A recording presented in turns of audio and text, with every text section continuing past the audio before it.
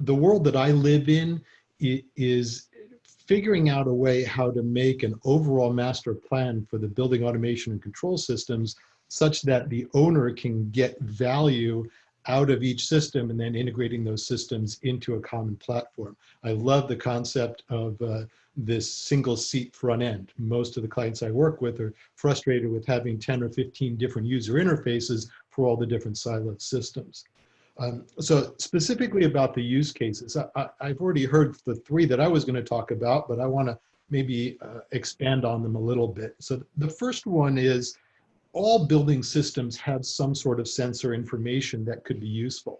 The lighting system, we've heard about the occupancy sensor, common piece of information, but some of the newer sensors that I think Michael was talking about expand on basic occupancy or presence absence detection to add in things like directionality, density, to track where people are, how many people are in a space and for how long.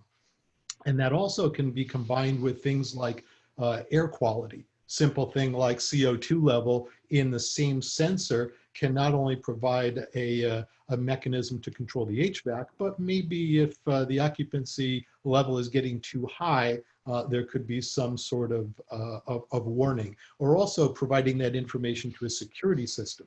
And the security system can then say, hey, there's a lot of people in this space. Is that the way it's supposed to be? Or is there some grouping that's happening that we weren't aware of?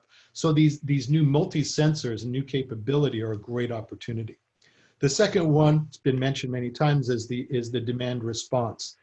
And demand response is mainly thought of from the utility side to control the load, but it could also be used by the facility to manage how the facility is operating during things like a distributed energy resource activity where you bring on a solar panel or on cogeneration, so that it's not only the utility that's involved, but it can be a more transactive energy model between an aggregator or even the facility energy response team. So the demand response could be directly down to the lighting system, not just an overall building management system that then goes down to HVAC, then goes to lighting. It could be built into the lighting system where there could be some balance between the energy and the occupant comfort and safety. And the third one, which I think ties in, we've already mentioned it, is the energy monitoring through real-time metering.